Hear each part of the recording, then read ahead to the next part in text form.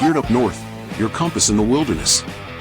We're passionate outdoorsmen turned gear gurus on a mission to equip you with tools, insights, and camaraderie to conquer the great outdoors. From North America's hunting fields and icy waterways, join us for gear reviews, tips, and lessons learned. Welcome to Geared Up North. Oh!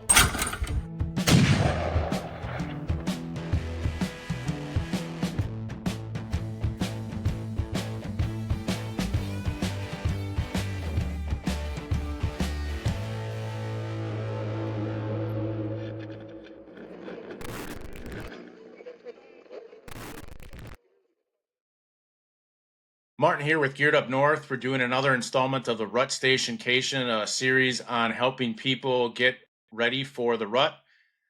On this episode, we're sitting down with Doug from Rackin Sticks. Doug, if you want to kind of give people a little bit of a history on how you got into the outdoors and how we met. Yeah. So I got into the outdoors when I was a young lad. Got 12 years old, started hunting with my dad, that kind of thing. Hunted all through high school. Went to the military. Hooked up with some good friends who also hunted. Got bigger into it then. Took up archery a little stronger. Served 20 years in the military. Retired in 2004. Started my own business for a while there. And that's when I started really going out west hunting, doing a lot of elk hunting, mule deer hunting, that kind of thing. Still hunted whitetails back east. Went to different states, Ohio, Missouri. Trying to chase them big boys.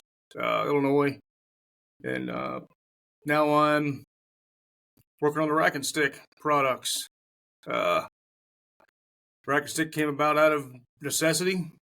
It was in 2011. Went out to Colorado, killed an elk, died in sagebrush, and that's how Rackin Stick was born. What part of the military did you serve in? I served in the Air Force. Okay. I was all over the world, stateside, Far East, Europe. Circled the world a couple times. Really enjoyed it. Do it all over again. When you were traveling for quote unquote your job when you were in the Air Force, were you able to hunt when you were overseas or any of that, or was it kind of only when you were stateside? Pretty much only when I was stateside. There was opportunities to hunt when I was in Japan, but I really didn't have the opportunity to do it. Too busy over there. And that was pretty much the only time in my life when I did not hunt, was when I was overseas. But getting back here stateside, I lived in Maryland, stationed at Andrews for 10 years, and Maryland is a hidden gem for whitetails, and we got into it hard and heavy. Cool. We'll definitely have to circle back on that. So you were talking about when you were going out east that the product that you were describing, the Rackin Stick, how did that come to mind? Was it just kind of something you ran into when you were like elk hunting or mule deer hunting, or how did that idea to make it a product come to life? Out of necessity. The first elk ever killed died right on the edge of the buckbrush and sagebrush. There was nothing to tie a hind quarter off to skin and quarter.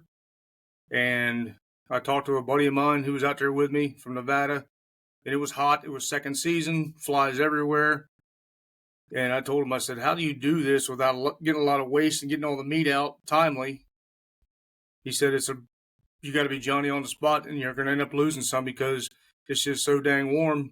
And doing it as one man, it's rough. So I had a 27-hour drive back to Pennsylvania with my dad, and it started just spinning in my head. What can I do so I can actually go out on a DIY hunt and do this all on my own? And went to Lowe's, went to Home Depot, started piecemealing stuff together, trying to get things put together. Ran into the company who does my manufacturing now in New Jersey. Contacted them. That was going on 16 years. No, I guess that's 14 years ago now.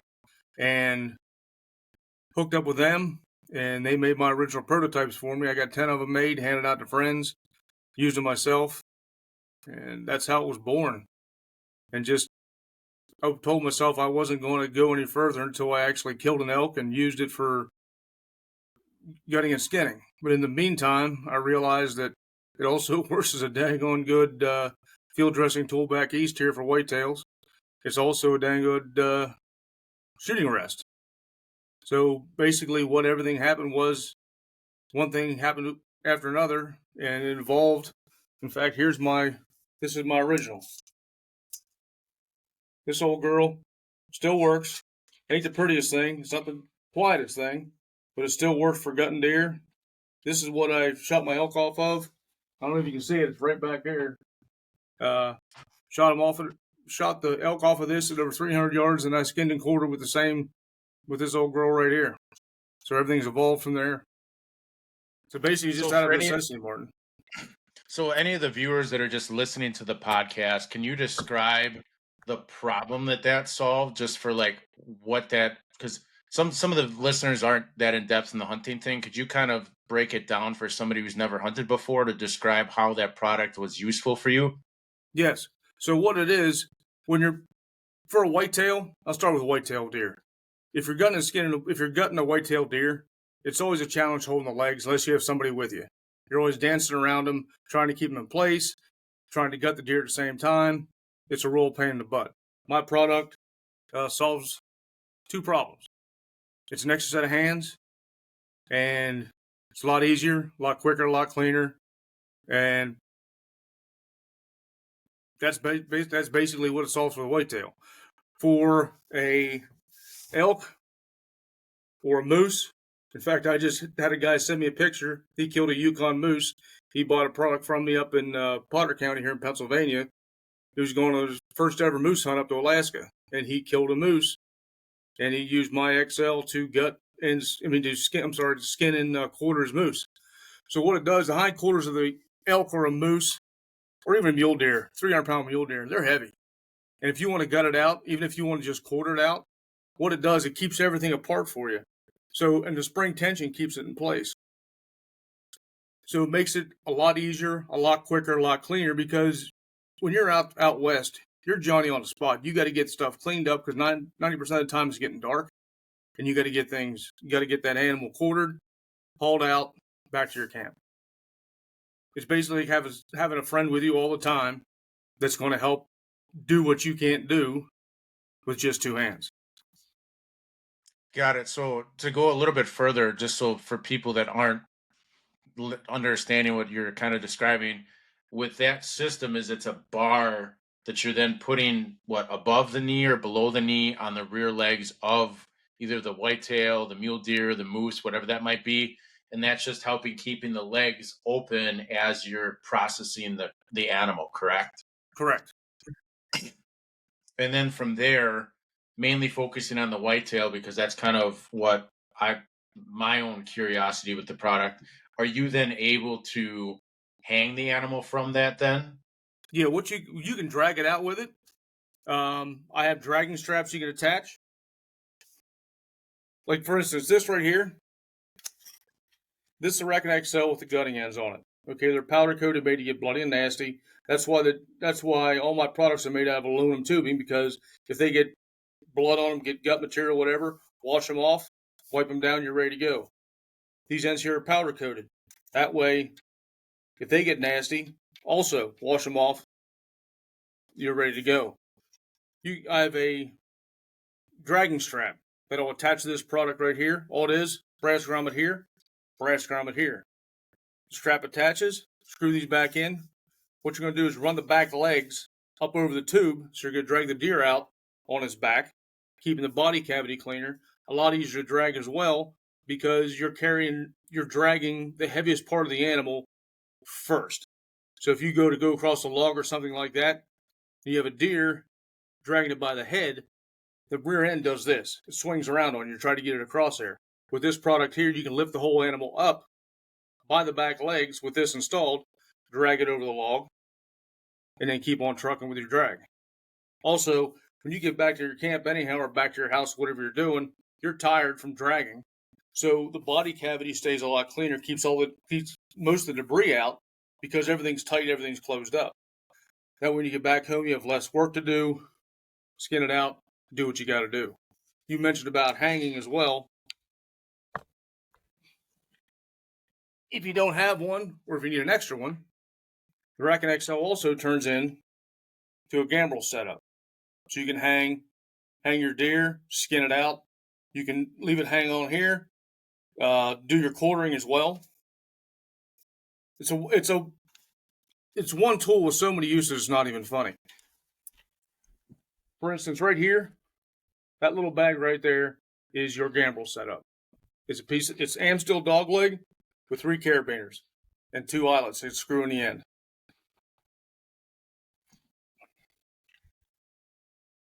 And if you're out west hunting, you can also use this to hang your meat up with. So once you got your animal skinned and or quartered up and hauled back to camp, you can never find a clean place out there because it's always dusty and nasty to lay the animal down, bone the meat, to get the meat off the bone. With this product here, with my Rackin XL, you can hang one hind quarter here, one hind quarter here. You can bone it out, take all the meat off, bag it up like you need to. If this side gets light, all right, all it does, it shifts over and everything stays in place. That way nothing launches onto the ground. A lot quicker, a lot cleaner, a lot easier.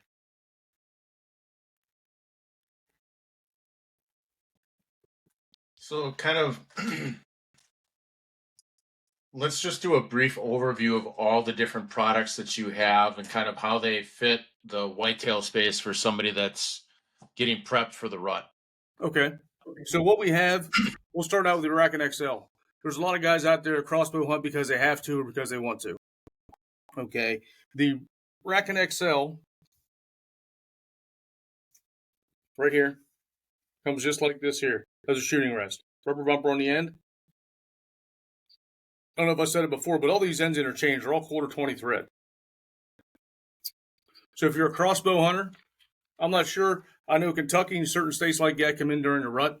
So I'll show you with a gun. I'll show you with a crossbow as well. So I got 2 options for the crossbow. Back up a little bit.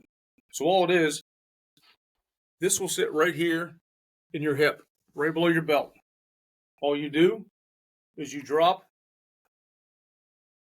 the stick, right here, right behind the strap lug on your crossbow. Now, most crossbows are so daggone small nowadays that just like this, okay, you're so tight, you're so compacted. With this here, you can actually stretch out, hold the stick in the sling, a lot more comfortable, a lot more sturdy. That's for crossbow with the XL. I have another option for y'all.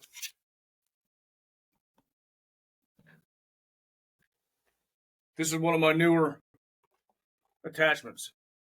This guy right here, that's a sidekick. What it does, it attaches your pick rail on your crossbow. The only bad thing about it is you got to take your quiver off though in your pack. But most guys don't have their quiver on a crossbow anyhow. So how this works like a forehand on your crossbow. And it stays connected even if you don't need to deploy it. I have a stow clamp right here, right on the pistol grip of the crossbow. So it stays connected. So if an animal 20 yards, you don't need it, boom, you got your shot right here. And that will actually help with drive it into your shoulder as well. If you have an animal that's out, good piece. All you got to do is deploy it, very quiet. You still have your foregrip, plus you have your rest that's going to sit right here in your hip, just like that. So for any of the people that are just listening to the audio version of this, could you kind of describe the product if they're not able to see the video portion of it? Like, because I can see it and I understand what it's doing, but could you get more depth behind what it is and where it's mounted and how it functions? Yes, indeed. So the sidekick attachment attaches right to the top of the XL. It's also 1/4 20 thread, screws right into it. It'll attach to your pick rail, and what it is, it's 3D printed TPU that kicks out. Good reference would be if you're familiar with the World War II zip guns that had the magazine that would come out 90 degrees away from the weapon. That's basically how this works works. Instead of having a vertical foregrip, this would be considered a horizontal foregrip, and it keeps your hand below the crossbow, so it's out of the way. You're not going to get. It's actually safer than trying to hold the bottom, because you can always, if you got your fingers up in there, no bueno. This keeps your hand out of the way of the entire unit. And then is that interchangeable? So if somebody's shooting left-handed, right-handed, you can just flip the orientation on how that's mounted on the pick rail on the bottom side? Correct. All you do is you swing all you do is you take it from the right side. If you're left-handed, take it to, or if you're right-handed, it'll be on the left side. If you're left-handed, it'll be on the right side. All you do is you flip it over and you spin the stick, and you're back, and you're shooting left-handed. Has a pivot right here. Has a pivot point right here off of the foregrip, and that's what, just flip it to the other side and you're good. Got it. And then what other, so that's two products. Is there anything else that because I know you've got a few different, you probably have more than 5 or 6 in total, correct? Or is it mainly like the two or three big items, and then it's just the different attachments for each? It basically it's the two items. It's the XL and the SS. I'll stick with the XL real quick. We'll go over some more attachments. I already went over the gambrel setup. I already went over the gutting setup with these ends right here. If there are rifle hunters out there, we have a couple options for rifle hunting as well. You can also use your rifle the exact same way. All you do is you put that shooting U up underneath the front sling mount, gives you a solid rest. We have a second option. We have a straight Picatinny rail mount that connects right to the XL. In fact, I was out this weekend shooting, and I'm going to put the video up. We only got one part of it. I was busting steel, a 6x6 piece of steel at 300 yards with this setup right here. Which gun were you using when you were shooting? Say again? Which gun were you using when you were shooting at 300? It was my 6.5 Creedmoor. Okay. Yep. So this sits right here like this. All it does is mounts right here to your pick rail, can stay attached. If you're sitting in a blind, you can have it sit like this all day. If you need to bring it up and shoot, all you do, bring it up, and you're ready to go. If you're a pistol hunter,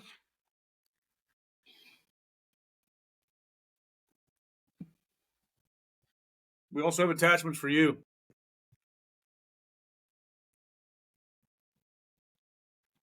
I have my little prop gun here. So this is a pistol loop right here. Attaches right to the revolver rig, which is this right here. All you do is you run the bolt through the brass grommet, attaches right to it. Very simple. You take a full grip on your pistol, hook your finger into there, pinky finger, that drops right in, locks it right in place. You can either hold the stick itself in the pistol or take a full grip on the pistol. So you have tons of hunting options with this product. If you have a trigger on your hunting weapon, I got a rest for you. Even right down to a vertical crossbow.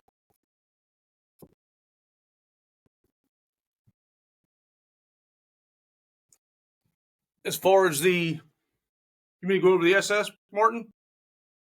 Yeah, let's go over that, and then we can kind of go through different scenarios for each, especially with the SS, because that just seems a lot more versatile for the mobile hunter. Correct. So the SS, this is the Rackin SS. All my products are 100% American made. Okay, right down to the TPU rope ends that are attached to it. The Rackin SS is a bridge spreader, plain and simple. Spring tension, like the XL. Okay, so how this works, I actually brought my saddle out.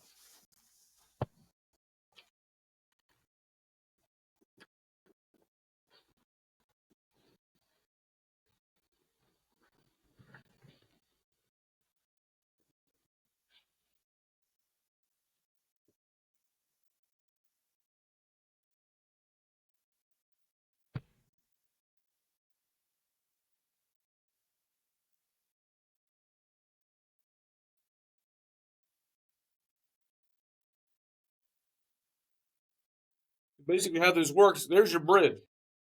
I have tons of videos out now with this. The XL rides right here in your bridge. You can put it above your knots. You can put it below your knots. You can even put it down here on your loops if you'd like. So when you move, this is going to contract and expand with you as you go. You can twist. You can do whatever you need to do in the saddle. And I will guarantee you, and I'm going to put a video about this, if you have hip pinch in the saddle, I'm going to give you a money-back guarantee that that's going to be comfortable. Hunt with it a couple times.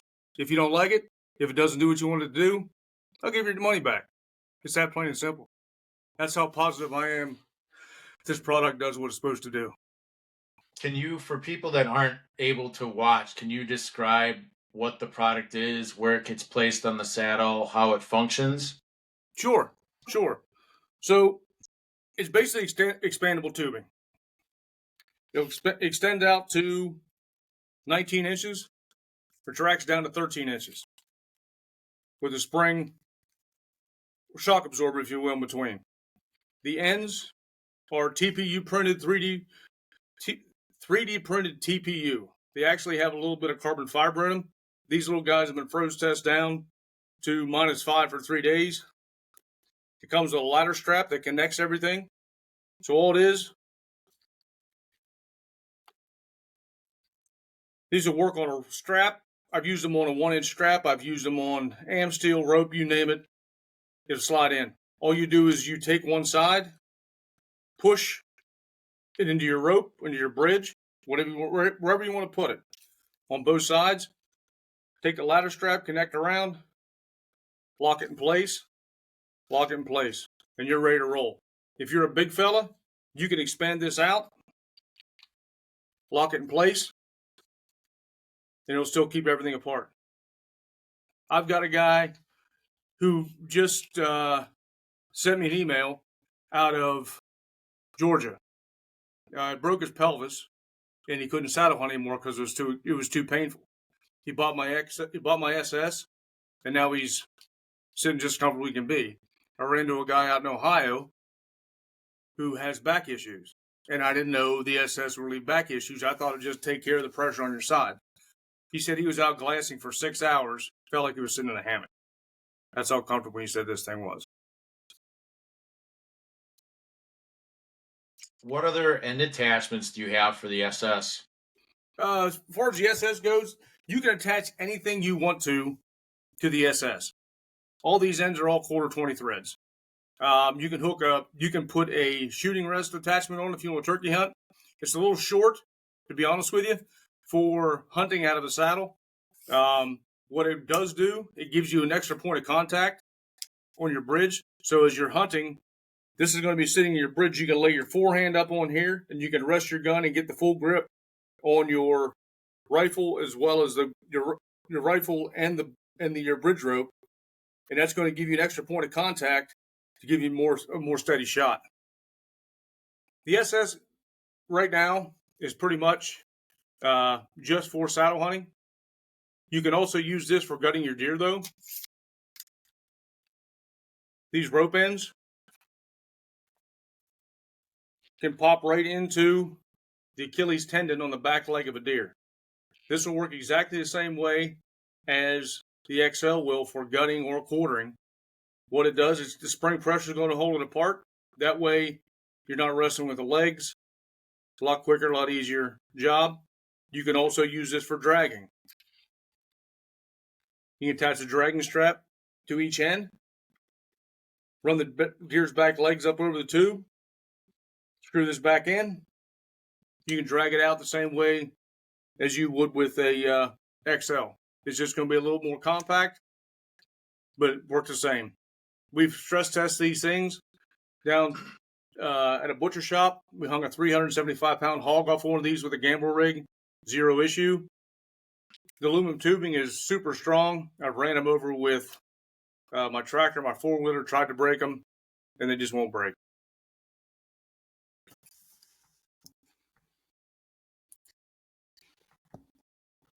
So to go, just to kind of highlight everything again for products that you have, you've got the XL, you got the SS, and Correct. then what are the different end attachments? Okay. So the different end attachments are for the XL, which are primarily, you have your gutting quartering use, which are powder coated, pair of them. They come in a set when you buy them online, and that's for your gutting and quartering, that kind of thing. For the pistol hunter, which we already went over, you have your revolver rig, also have your pistol loop as well. This also works darn nice for a hand. If you want to use this for a walking stick, works great for a hand loop as well. Revolver rig, pistol loop. You can also use the pistol loop setup on this shooting U as well. If you ever have a contender or one of those new Rossi pistols or whatever like that you want to hunt with. It'll work exactly the same. Take your full grip. All you do is put your little finger right through the loop, lay it down on, and you're ready to shoot. We have grips. Oop, that's not a grip.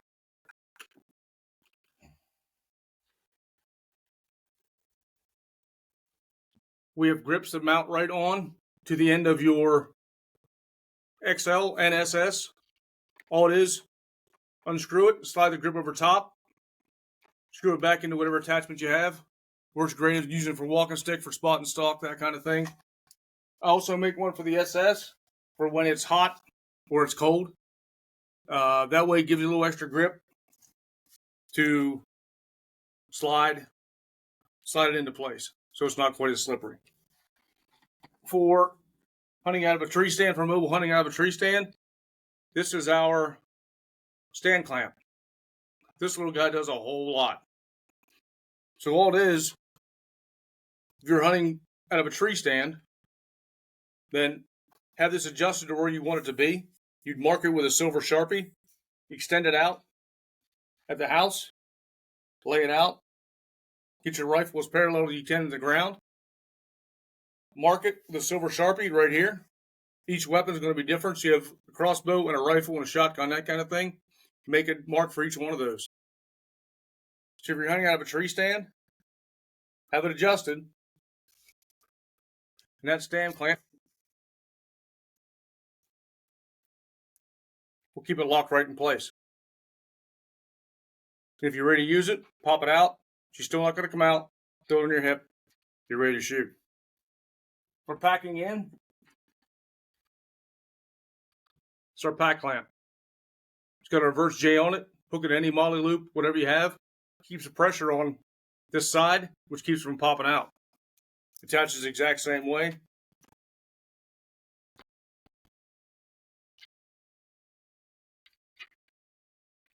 Hooks right to it. Has a double lug system. Has a smaller lock right here. And has a larger lug, just like the stand clamp does.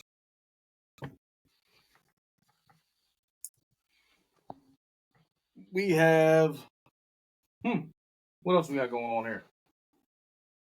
Oh, here we go. For gutting your deer.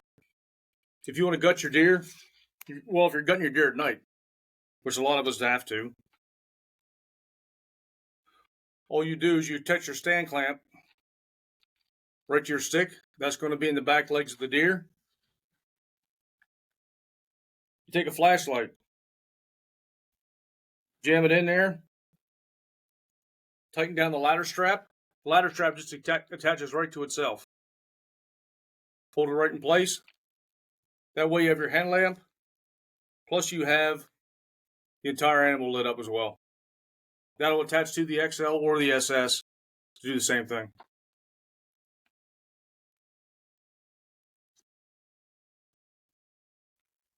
Perfect. So let's transition. So obviously you're talking about how to use these within like a hang-on stand or off of a saddle. What are some of your go-to mobile hunting products that you like to use? I just got into the saddle hunting gig last year. That's what I like to use. Most of the time I'm hunting private land. So I'm using my ladder stands and things like that. But when I go out to Ohio, I'm either using the saddle or I'm also using a climber, or if it's just uh, spot and stalk and sit, I'm just a kind of a turkey seat kind of guy, easing around out there during gun season. Are you doing the same spot and stalk stuff for bow season, or during bow is that more of the climber or your preset stands? Yeah, during bow season, it's mostly climber or preset stands, and also with the saddle as well, going in some new property. Where I don't have everything set up. That way, it's just easier to get in there, get set up, get off the ground a little bit, and see what happens. I got some orchards I can hunt now, so that makes it nice. Aside from the mobile hunting, what are some of your favorite pieces of gear from hunting, for like a hunting perspective, for somebody that's getting ready for the rut? So my favorite pieces of gear, I'll tell you what, I'm very minimalistic when it comes to it. I don't like carrying a whole bunch of crap. When I was younger, I had a backpack. I bet that thing weighed 30 pounds. Nowadays, I'm very simple. I'm going to give a shout out. Basically, when I go hunting, that's what I carry right there. It's just a twisted iron boot bandolier. I throw that over my shoulder. I can get everything into this thing. If I'm out for half a day, I take it. If I'm out for a full day, I just take a small backpack. Very minimalistic. What I'll do is I'll throw all my products in for my Rackin XL and things like that. I'll throw it right into a molly pouch. Have it in there with a magnet. That way, I have everything ready to go. I'll connect that to my backpack or my BB Pro. Take it out with me. Have my stick attached. That way, if I need it, it's there. I'll leave it at the bottom of the tree. If I kill a deer, perfect. I have all my pieces I need. If not, I put it back on my pack. Because you figure the XL itself weighs 0.73 pounds. The SS weighs 6 ounces. So you're not lugging in any more weight than a bottle of water, to be honest with you. Because a 60-ounce bottle of water weighs about 2 pounds. So you're just basically carrying another bottle of water in with you when you're carrying my products. I'm very minimalistic when I go out hunting. Now, when I go out west, it's a little different story because you got to be able to survive if you get lost. Yeah, no, I get that, but the main focus of this series is rut-related information. So when you're doing like an all-day sit, what are some of the must-have items? Obviously, you're a minimalist, and I'm kind of the similar boat. What are your go-to things that you are actually carrying in your pack? I'm carrying set of rattling horns. I'll carry some rut spray, stuff like that, some dope pee, cell phone. I don't care. I'll be honest with you, Martin. I don't carry much at all, brother. I carry my knife, and I'm ready to roll. There's not too many other products that I carry with me. Yeah, I'm not that far off. For me, that the Mystery Ranch 18 pop-up is probably what I'll use for the rut this year. And the only excuse me, the only reason I'm going to run that is because it gives me the ability to put my extra base layers between the pack, like between the frame and the pouch part. Yeah. Beyond that, I'm carrying probably, well, right here, I'm taking 1.5 liters of water with me. Yep. And then I'm taking a Grail water filter system. So if I, like, say, for example, I decide to move stands or I'm moving wherever I need to go, I'll have this with the Grail in the pack, probably a handful of snacks. Yep. Just to make sure to kind of keep the blood sugar up throughout the day.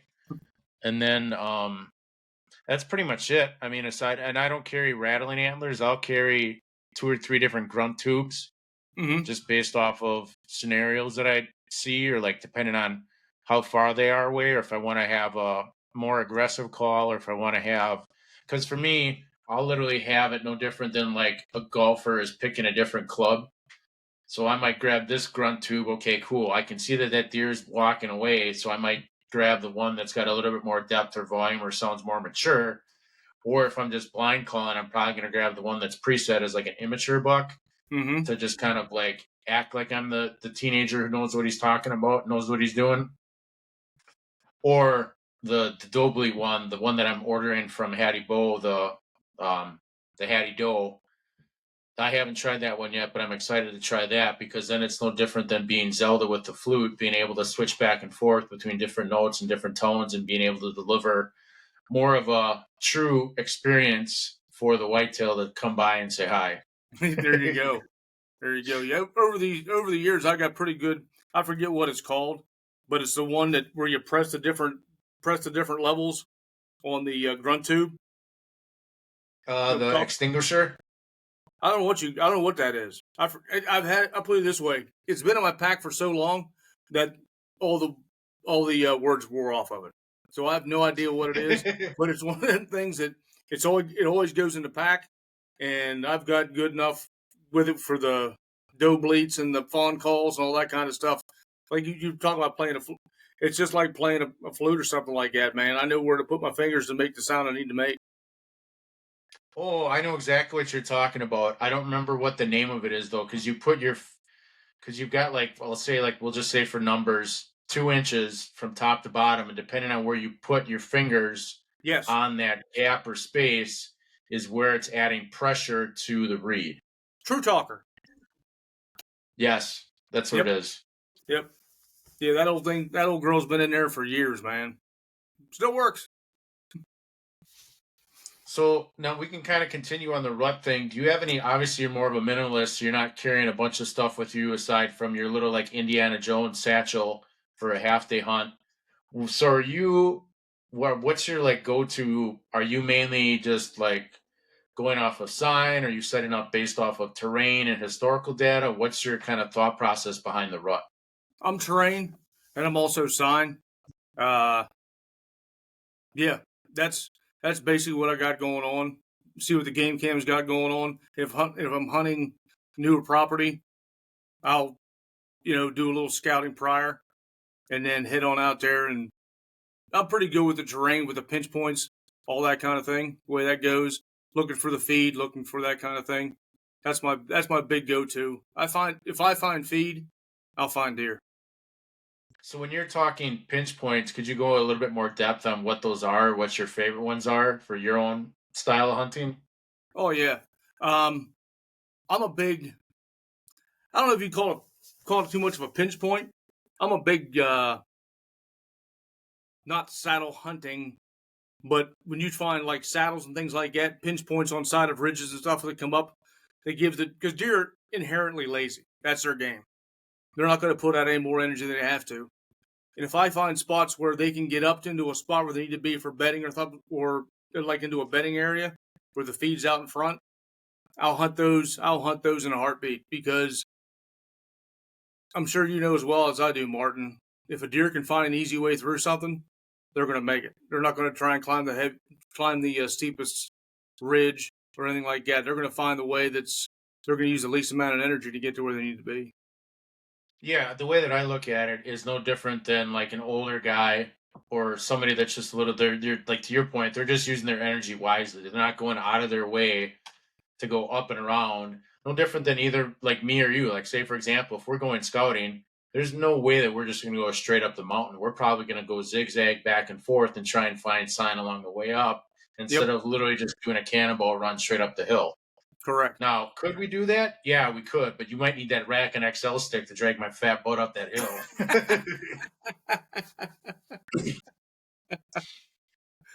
So to continue on the rut portion, so you're mainly pinch points, stuff like that. What's your main go-to when it's feed sign? Is that oaks? Is that browse? Is that something other than that, like persimmons or beech nuts? Because I know you're in PA, which is a pretty big food source there too. Yeah, if I can find a beech nut tree, I've killed a lot of deer that their breath is minty fresh from eating beech nuts. And if I can find a beech nut tree that's dropping, I'm on that thing all day. I'm primarily white oaks, chestnut oaks, that kind of thing. If I can find those big rascals laying around, that's where they're going to be. Don't have too many persimmons. I kind of cheat when I hunt the orchards because there's apples everywhere, so that's pretty easy. Come later if we don't find any like acorns and things like that, then I'm all about. I know deer even in the wintertime. If they find honeysuckle, they will go to that honeysuckle and eat that honeysuckle in a heartbeat because that's pretty good. That's pretty high in protein for them as well. Okay. So let's go through a few scenarios and then you can kind of pick or choose what you would prefer. So if you're, say, for example, you're going, we'll say October 25th through the 29th, are you going to want to try and hunt off of a rub, a scrape, or are you going to more sit in that pinch point and just kind of wait for somebody to start moving? I'm going to hunt where the does are. If I know where the does are coming in, where the does are feeding, that's where I'm going to hunt. I haven't hunting scrapes and things like that. I mean, they pay off sometimes, but if you can find the hot does or find out where the does are congregating at in that area, I hunt that every time because that's where the bucks are going to end up being. It's just plain and simple. Rubs, as far as that goes, I'm not a big rub hunting fan. If it's a fresh scrape, I'll hunt it, but I'll figure out where all the feed is and I'll hunt the does. An old man told me that years ago. He said, if you want to kill big bucks, you hunt does. So for that, then, are you mainly looking for just feed sign from the does, or are you just going off of historical data to kind of just say, hey, this is a good spot based off of trail cam data from the last X amount of years, or are you just kind of going in blind and winging it? I'm kind of going in blind and winging it. Well, if I hunt my normal areas, then I know where to go. I go off historical data like you talked about. But if I'm rolling into a new area and I find a stand of oaks and I see if I see acorns on the ground, I know there's going to be doe coming in there, and I know there might be a buck coming in nibbling. So I just go to the feed, and if it's hot and dry, like here in Pennsylvania, like it is now, if I got a little bit of a water source and I got oaks around it, I'm all over it. So you're pretty much going off that same tactic. So if, no matter what time, so if it's October 25th through November 15th, you're pretty much always going to be based off of does and feed in relation to where doe bedding is, correct? Correct. Yep. Because if you're like perfect example there, Martin. I mean, if you find a doe's bedding area, the bucks are going to be going in and out of there all the time, brother. They're going to be trying to check them out because I know where my does are going to bed, and if I go to a new area, I can kind of figure out where the thickest, nastiest crap's going to be and where the does are going to bed into. And if I find the good feed source outside of that, and usually it comes out to my advantage. Okay. So mainly with that, you're going in blind and you're just kind of you're going in blind, you're trying to find the feed and then the doe bedding, and then you're mainly just going off of downwind of that, or are you trying to use a terrain feature in kind of like no different than a large math equation to kind of be the multiplier?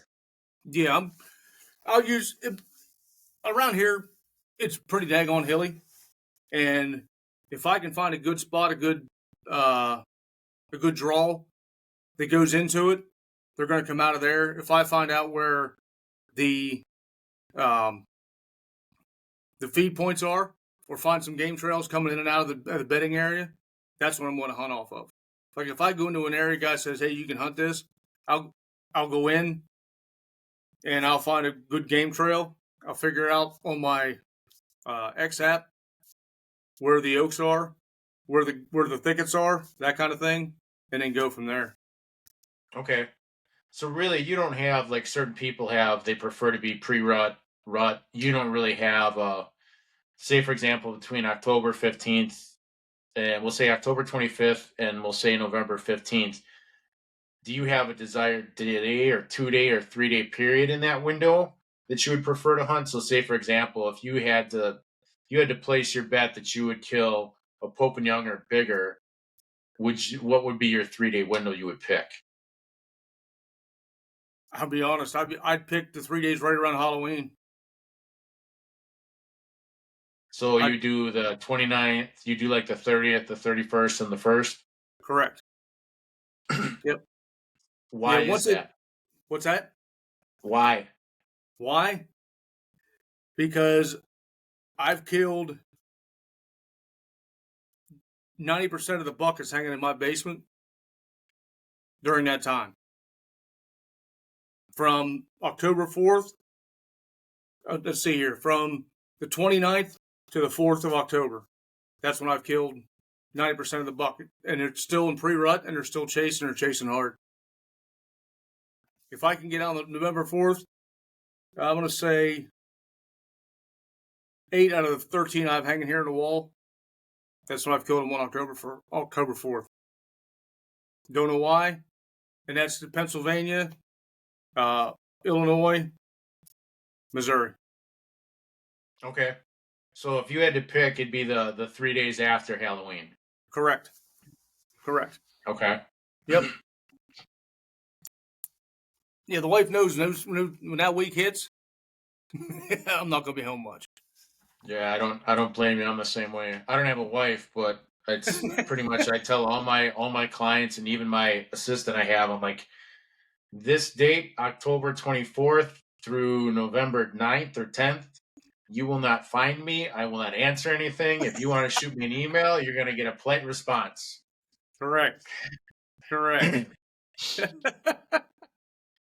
But it's just like no different than anybody else that's got the same passion you and I or any of our followers or listeners do. It's just the fact that like you put in so much time and effort, no different than you when you were in the military or me when I was playing football overseas. You put so much time and effort into I wouldn't even call it a hobby. I call it a craft. Correct. Because as a woodsman, there's like certain skills you can pick up or miss. Because even for me, there's certain things that I've only been doing bow hunting for just short of 10 years now. And it's just amazing the amount of knowledge that you can learn from somebody that's been doing it for 50 years or somebody that's been doing it for 5 years. It's crazy just to see how somebody's perspective from a completely different angle might be the one or two things you're missing to kind of build that last puzzle piece you need. And that's one thing. I'm almost 60 years old, brother, and I'm still learning about deer hunting. And I'll be the first one to admit it. If someone says something, hey, I'll take it. I'll think about it. If it works for me, great. I mean, you never stop learning, no matter what you're doing. Yeah, 100%. So, kind of going off that, and we could probably wrap up with this, or we can talk about this a little bit and then just cover one more topic. For what, obviously, you said you're 60. What would be some of the tips you would go back and tell yourself when you started hunting when you were younger to reduce that learning curve? Listen to the old guys. That's what I would say. There's a lot. I've learned a lot over the years as far as whitetail hunting goes. Just from talking to people. Listen more. That's basically it. Don't go with the latest fad. Stay with what's tried and true. You don't have to buy the latest and greatest every year because what you have works. I mean, there's no reason to go out and buy a new bow every 2 to 3 years if you don't need one. If you like what you got and it feels like it's a part of you when you're shooting it, stick with it. Like I'm shooting the same Hoyt I bought 8 years ago, and it's just like my favorite rifle. I pick it up, it's perfect in my hand, and I'm ready to roll. So to kind of go a little bit deeper on that, I know earlier you were saying about like hunting downwind or like hunting within correlation to doe bedding for the rut. Any other like tactic based tips?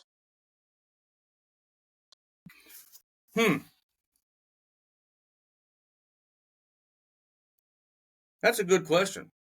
I mean, I'll be honest with you. As far as tactics go, I'm not a real tactician. I don't. When it comes to that kind of stuff, as long as I have. My point is, I know that you're not really a tactician, but what would be like, say for example, if you could go back to when you first got into bow hunting, what would be some tips, not gear related, just tactic related, that you would tell yourself to start with to reduce that learning curve? Oh, you don't have to go that deep. That's one thing I will say. You don't have to go that deep in the woods. Find out what you got close by. That's one thing I have learned over the years, that the deer are going to be close to field edges.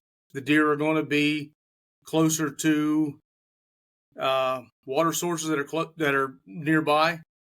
I mean, I've hiked back in 5, 6, 7 miles and not seen a daggone thing. And then the guys that I'm hunting with, they'll hunt, 500 to 1,000 yards off the road, and they're killing deer. It's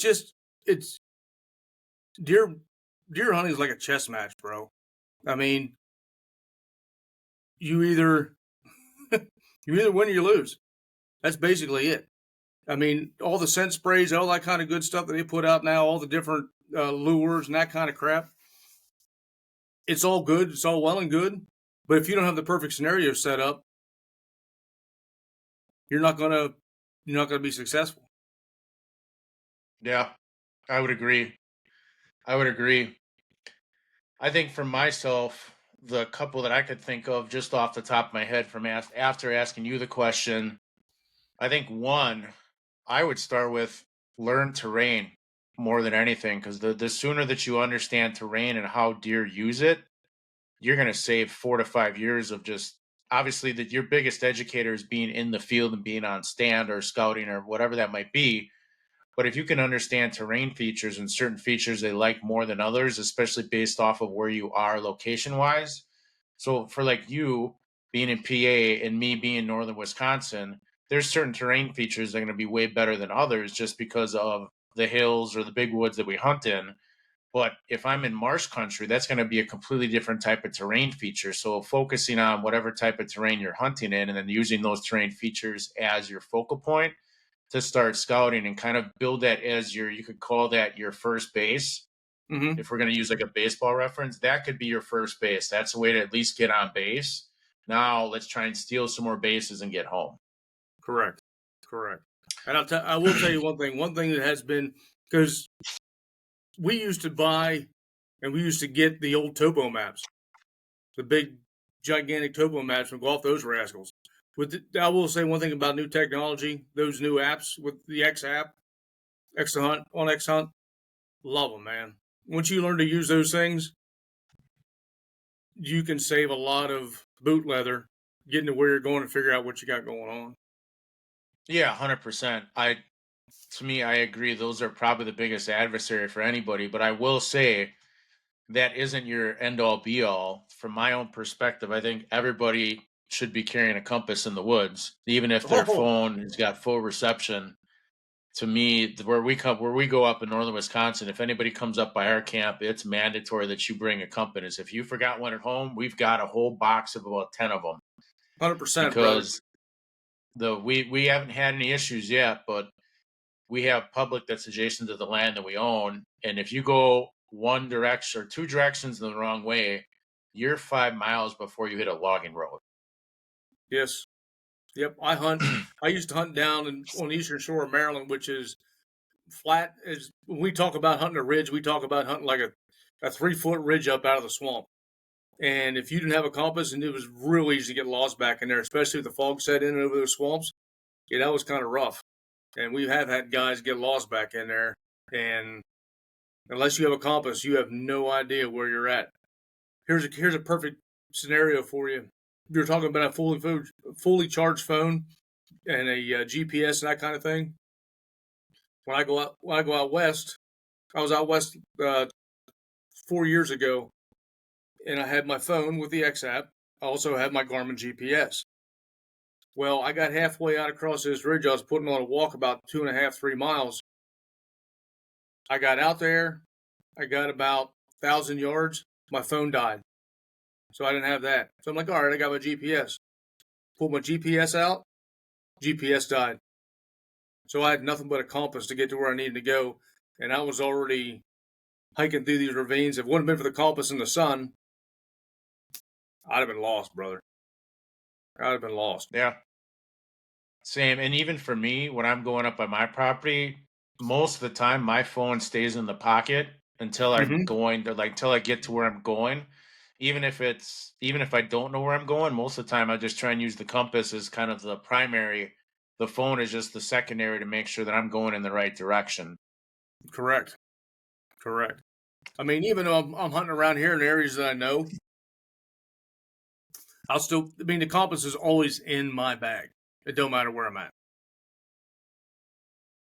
Yeah, same. And even for me, what I like to do too, especially during the rut, because if I'm not getting a lot of activity, what I've done before too is, say for example, we'll use your dead, or we'll say that we're downwind of a doe bedding area, but I know for sure that the wind is probably going to switch, or we might get an off wind the next day. That's not the predominant wind.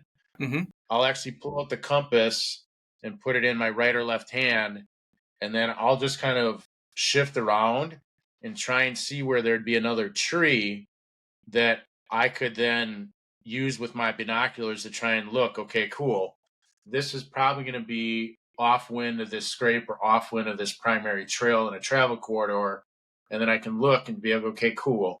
Well, that tree, so I'll triangulate. I'll take my rangefinder, I'll figure out where the scrape is. Cool, that's X amount of yards. And then I'll do the same to where I think that tree is that I want to set up. And then from there, that gives me at least a rough guess of what I think that yardage is, being able to do math and figure out what that third angle is to say, okay, well, this area would be a great spot to set up tomorrow based off the wind.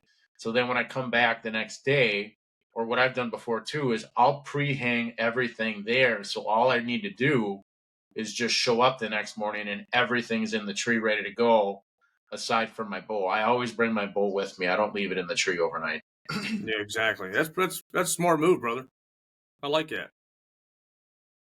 But that's the thing, because you got to think a little bit. To me, it's more of that forward thinking. It's the way that you're able to maximize efficiency with time on stand while still using common sense. 100%. 100%. So you taught an old dog new tricks, brother. Always. But to me, it's just thinking. It's that off the wall thinking. Well, speaking of the old dog new tricks, one trick that we do, and we've said it on the podcast a few other times.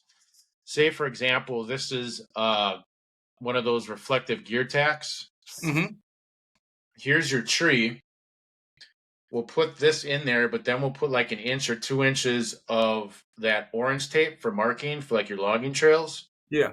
We'll use that for the height of the platform or the hang on. So say, for example, we'll just use this for reference. Mm-hmm. This is like that in the middle of the palm is where that marker is. So then what you'll be able to do when you set your stand, you know exactly where your shooting lanes are cut for that stand. Oh, so even wow. if you're bringing in your own setup, which is what we do, we pre-cut, we don't preset. So everybody brings their own mobile setup. Mm-hmm. We don't have a ton of trees prepped, but there's probably 4 or 5 that are already cut with shooting lanes and everything that are just literally, you get these 3 wins, this is one of the stands you can hunt. You get these 2 wins, this is one of the stands you can hunt. And then everybody just has their own setup, which makes it super efficient because everybody has their own kit that they're used to. Or sometimes we will preset the tree with sticks, but there won't be anything up there. But then once you get up to that height, you're going to see where that marker is. And then you can just set your piece just above or just below that to then know, okay, this is where the shooting lanes are cut for this time of year. Very smart. Very smart. Yeah, because that is always because if you climb up and you're too high, too low, your shooting lanes it's not going to help. Yeah, because what we do one step further to that, so if there's a group of us going, like say for example, me, you, and a few other people from the Mobile Hunters Expo are coming up to my place to hunt. If you guys come up and scout in the spring or the summer, we're going to have the tallest person and the shortest person jump up on stand, and we're going to cut lanes for both heights, because then anybody that's been between that is going to have their shooting lanes cut. So even for me being left-handed and you being right-handed, we're going to have both people go up on the stand to be able to make sure that they have the lanes cut for both sides. Very nice. That's very efficient, brother. Yeah, well, the tough part for us is if we're going up on my land, it's 4.5 hours one way. And if I'm going up there, I want to get 3 days minimum up there, but I don't want to be, I want to be in and out because the sooner we get the stuff done, the sooner we're back at the cabin enjoying brats and beer and just hanging out. Exactly. Exactly. The whole Well, deer camp experience, brother. yep. To kind of just do a little wrap up on everything, we kind of did a brief overview on some of the products and how that would be help people be more efficient with the rut, if that's gutting the deer, dragging the deer, hanging the deer. Is there any other products or anything else that you're working on or coming out with that they could get excited about for next year? Oh yeah, definitely. So for this year, I believe you've seen this at the Mobile Hunter Expo. This is my new attachment. It's a saw attachment. It hooks right on to your XL or SS. It's going to give you that extra. With the XL, it's going to give you an extra almost 4 feet of reach. With the SS, it's going to give you an extra 2.5, 3 feet of reach. That way you can grab. That way you can get that limb that's out there just out of your reach. We're going to have a scabbard set up for this. You can use it as a regular handsaw as well. That way you don't have to worry about carrying extra weight in your pack. We also have for the saddle hunters, this is more a creature comfort thing, but hey, it is what it is. You want to be comfortable when you're out there and not rooching around. So we got a pad set up coming up for the SS. Just more comfort. That's all it is. That way you can just lean against it. If it's getting slow, you're in the middle of the day, nothing's going on. Like I'd take a nap, dude. Just you can lean on it. Just creature comfort stuff. We have one more thing that's coming out, and I'm going to be putting on the Facebook here pretty soon on all of my social media pages. We have a set of insulated chaps coming out, which is going to be perfect for saddle hunters, going to be perfect for fishermen, duck hunters, deer hunters, western hunters, everyone. What they are, they're going to be insulated chaps that's going to ride, just like I said, a chaps would, and connect to your belt. That way, if you're in the saddle, you don't have that extra bulk around your hips. And they're warm. They're super warm. So that's the two big things we got coming out here in the next year. Working on a camera mount for the XL. So because when you're shooting with an XL, wherever you swing, it's moving with you. So we're coming out with a camera mount that'll attach right to it, and that way you don't have to worry about having a extra camera hanging off your tree, because wherever that rifle, crossbow, or whatever you're shooting is going to be pointing, the camera's going to be pointing there as well. Smart. What are the best methods if anybody's looking to purchase or take a look at any of the products for like your Facebook, Instagram, or if you got a website? Yeah. The best way to look at all my products is on YouTube. That way you can scroll down through. It's just Rackin Stick on YouTube. Instagram is Rackin LLC. Facebook is Rackin Stick. Just if you want to know about my products, go to the YouTube channel. My website is rackinstick.com. It's real easy. Punch into Google. She's going to pop right up for you. The website doesn't have a lot of videos on it, but the YouTube has everything on it.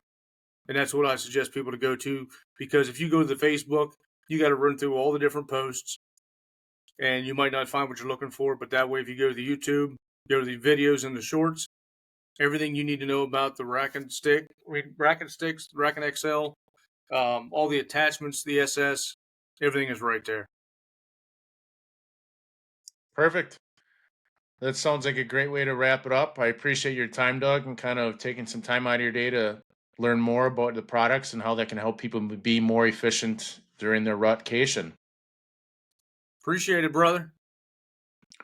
Sounds good, man. Good luck this year, and you're going to have to shoot some photos once you tag that big one. Will do, bud. You too. Take care. Thank you. Thanks for tuning into this episode of Geared Up North. The adventure is far from over. If you're searching for more epic excursions, gear reviews, and insider insights, follow us on Facebook, Instagram, and YouTube at Geared Up North. Visit gearedupnorth.com for more information, and don't forget our latest episodes are available wherever you get your podcasts.